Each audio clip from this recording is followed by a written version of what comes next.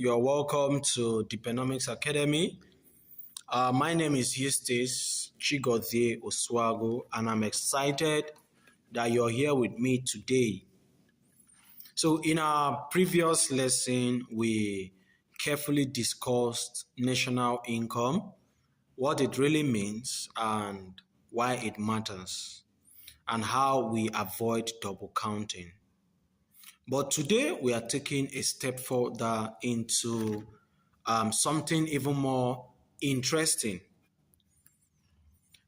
We will be discussing about two very important economics concepts, uh, which are GDP, gross domestic product, and GNP, which is gross national product. So we will also see three simple ways that economics measure GDP. And now I know these terms may sound technical or even a little scary, but remember what we do or what we always say at Dpenomics Academy. Economics is not difficult. It only means clear explanation. It only needs clear explanation, sorry. So economics is not difficult. We only need clear explanation when we are talking about economics, right? So just relax, take a deep breath, and let's understand everything step by step in the simplest way. So before we continue, I want you to a quick thought that I want you to keep in your mind. When different members of your family earn money from different activities, how do you think a whole country add up everything or everyone's earnings? So just keep that in your mind because by the end of the lesson, you understand it properly or perfectly. So what is GDP? Let's start with GDP. What is GDP? I'm going to break it down into the word GDP, G, gross, right? Gross means total of something, total of everything. While domestic means home, inside a country, and product means all goods and services that are produced. So what does GDP means? GDP means gross domestic product. It may sound complicated, but it's actually simple once we break it down. So the key word here is domestic, which simply means inside a country. So GDP is the total value of all goods and services produced within a country in year one or in a particular year, right? So it doesn't matter who produces them. What matters is where the production took place. So in this context, the production took place inside the country. So if you can see my slide, you are going to see image of different professions that are inside a fenced or a building inside a fence. So we're going to use a storytelling to explain what GDP is, right? So let us think of Nigeria as a large fenced compound where everything is produced inside the fence. Just like the picture we have, there is a farmer, there is a doctor, there are large buildings, there are factories, right? Construction offices and all of that inside the fence. Now, everything that is produced inside this fence it counts as GDP because we are assuming that everything inside this fence is Nigerian GDP, right? So the fence is Nigeria. Everything inside the fence, produced inside the fence, is counted as the GDP. So you can see that a farmer who grows rice in Benue, because Benue is inside Nigeria, it counts as the GDP. A Lebanese company who built this house in Abuja, Abuja is in Nigeria, so it counts as Nigerian GDP. Okay? Now, a Chinese company manufacture shoes in Lagos, it counts in as Nigerian GDP because Lagos is in Nigeria. Okay?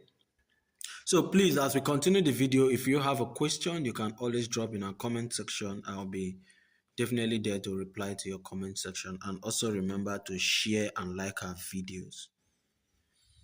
So the reason why all these companies are calculated under Nigerian GDP, regardless of the fact that some of the companies are not owned by Nigerians, because they are producing goods and services inside Nigeria, they count as Nigerian GDP.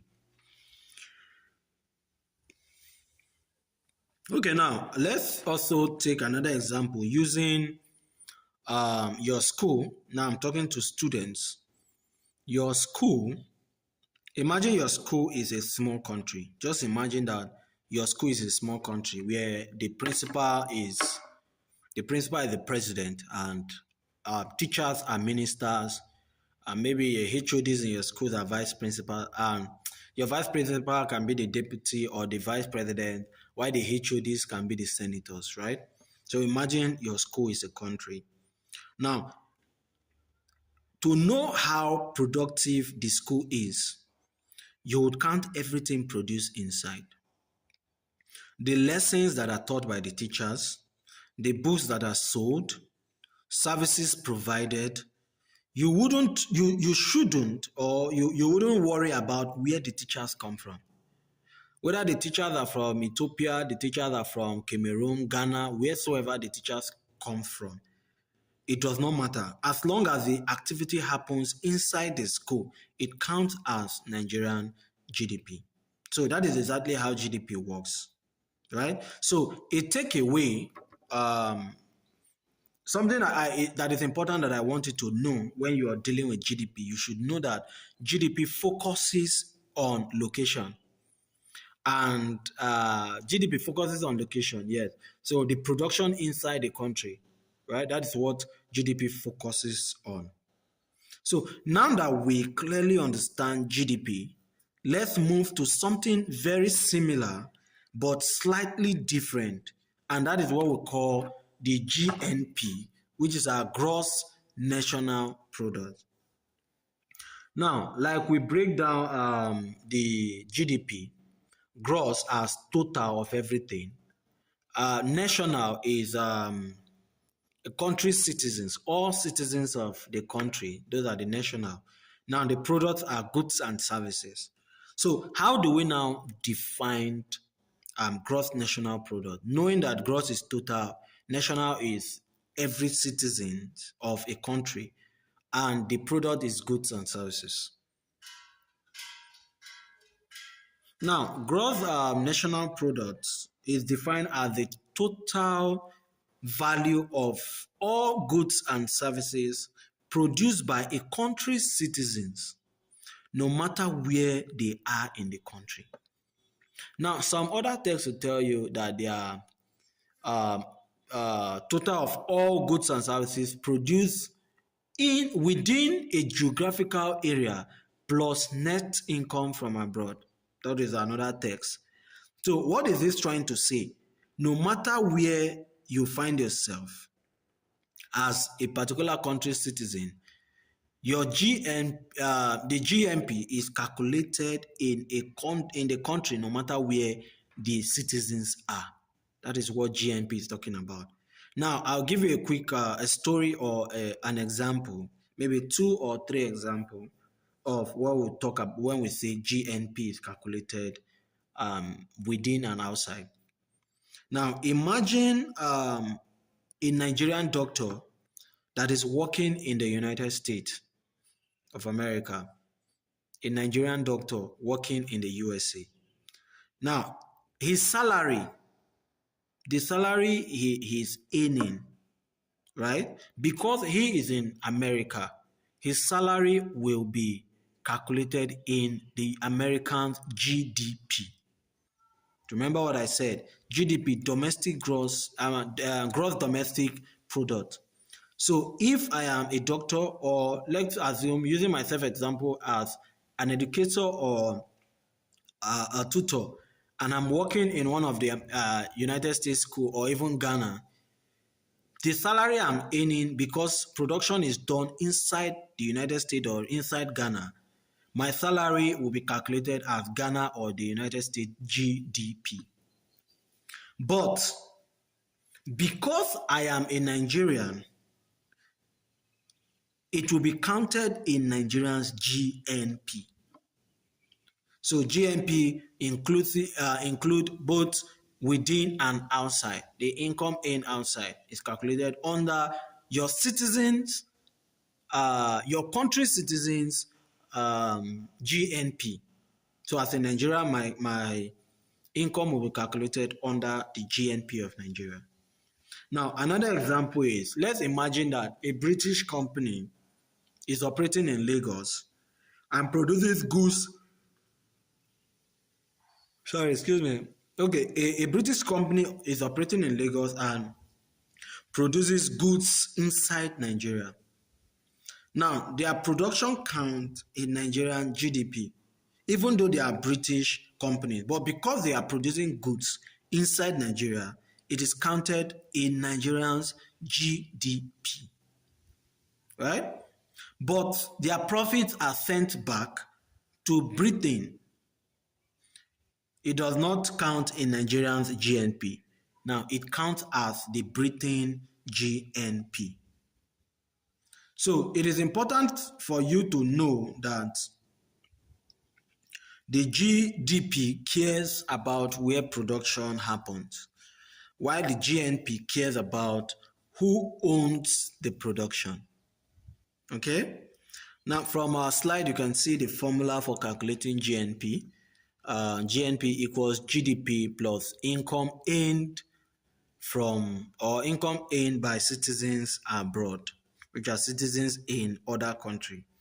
So when citizens work abroad and send money to their various family home, the GDP of that country rises. Okay? The GDP of that country rises. And also same way when foreigners send their profits earned locally to their various country, vice versa, the same thing happens. So it is important that you know that GDP focuses on location and GNP focuses on nationality. Okay? So now, having known what GDP and GNP means, now the big question is, how do economics actually calculate GDP? How do economics actually calculate GDP? Now, there are three methods or main approach to calculate GDP. The first one we have is called the output approach. Most time I call it the production method or the production approach, because it measures or it adds the value of all final goods and services produced in the country. Final goods and services, importantly, right? Remember, if you watch our previous video when we talked about how double counting occur in national income, you understand that with the output approach, you'll be able to avoid double counting in any way. Now, when we say double counting, it's like, if I'm going to recap, and I'll still urge you to watch a video where we talked about the introduction of national income accounting. I believe with that, you're going to understand what we're talking about properly. So I'm going to recap what double counting is all about. I gave an example of a farmer who produces rice for 10,000 naira, or produces rice sold to the miller who processed it, right? And also the miller sold to the wholesaler sold to the retailer, and the retailer sold to the consumer. And each of them sold to make profit. Let's say the farmer who sells the rights to the miller sold for 10,000. The miller sold to the wholesaler for 15,000. And the wholesaler sold to the retailer for 20,000. The rest wholesaler sold to the consumer for 25,000. Now, when you are now calculating the farmers own 10,000, miller 15,000, wholesaler 20,000, retailer, wholesaler 15,000, retailer 20,000, and the consumer 25,000, you are double counting. So it is either you work with the value of the final goods and services, which is the goods got to the final consumer, which is for 25,000. You just pick the 25,000 naira, or you calculate uh, the added stage of each of them. If the farmer sell for 10,000 and the miller sell for 15,000, the added money is 5,000. So you just pick out the 5,000. Now the miller sold to the wholesaler for 15. You pick out the 5,000. The wholesaler sold to the retailer for 20,000, which is additional 5,000. You pick out the 5,000. Now, selling to the consumer for 20,000 naira, you pick out another 5,000. You do not pick calculated by 10, 15, 20, 25. No. It is either you just pick the 25,000 naira once, or you pick according to each amount added at each stage. Because when you start picking everything from beginning, maybe the 10, 15, 20 and all of that, you realize that you are double counting. You are counting the rice 4 or 5 times. So when we talk about the output approach measures or is a method that adds all the value of final goods and services produced in the country. Okay? So the most important thing is output approach focuses more on what was produced. Another main approach for measuring GDP is what we call the income approach. Now, the income approach, we add all income earned in the country, all the income earned in the country, right? For GDP. Remember, GDP is inside the country. So every income that is earned inside the country is added as our income approach. The income you earn from wages, where does wages come from? Wages come from labor, right? Wages come from labor. Rent come from land, which are the factors of production. Interest, where does interest come from? Capital. We have profit, entrepreneur. So every income that is earned in the country is calculated under income approach. So, but it's important that you know that production creates income, right? So total income must equal total production. Okay, so the third approach is what we call the expenditure approach. The expenditure approach. More of the formula for expenditure approach we use them for our national income accounting, right? Where we always want to determine the inflationary gap or deflationary gap of a country. So we use more of this expenditure approach, right? So, and in our videos, we're going to break down these topics so that you can easily understand them. So I'll urge you to always follow us at Dpenomics Academy so that you understand what this is all about, how simple this looks, even when you feel it is difficult, right? So the expenditure approach add up all spending in the economy. Everything that is spent in the economy, the expenditure approach is talking about it. Now, you can see that the formula for our expenditure approach is GDP equals C plus I plus G plus X minus M. Now, the question is, why do we add all of this and we are subtracting M? And what does CIGXM means? So, our C stands for consumption. I hope you know that consumption involves reducing something. If I have 100 naira and I'm consuming 50 naira, it means that I'm saving 50 naira, right? So investment are things that will definitely boost the economy.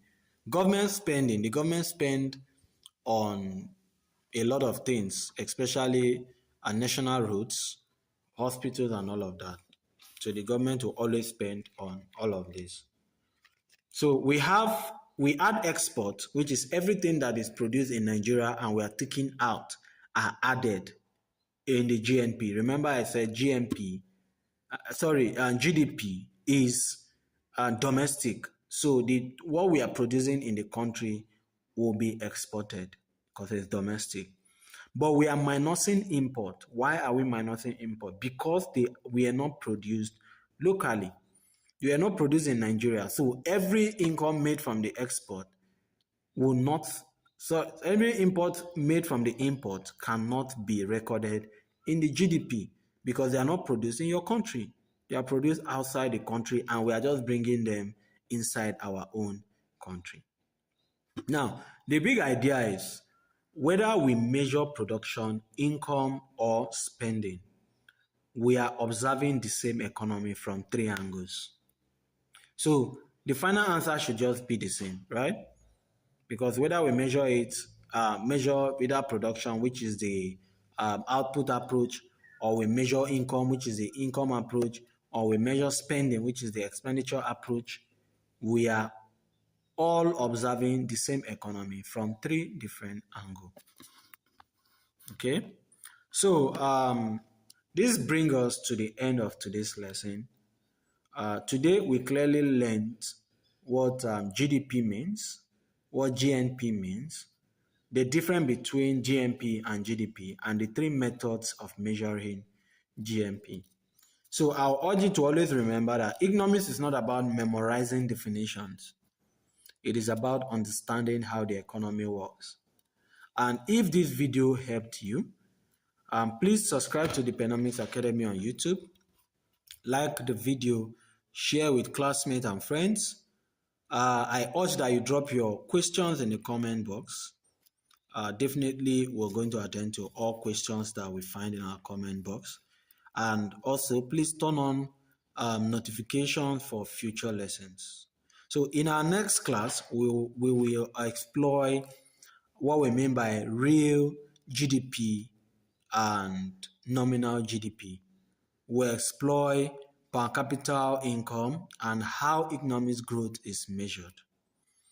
And after that, we'll also break down the GDP, GNP, and also NNP, why their differences matter, and what they reveal about the country's economy, all with clear and real-life examples. I remain your favorite educator, Eustace Chigade Oswago, and this is Dpenomics Academy, where economics becomes simple, practical, and powerful. So please keep learning, keep growing, keep building your economics understanding. I will see you in our next class. Thank you for watching and stay blessed.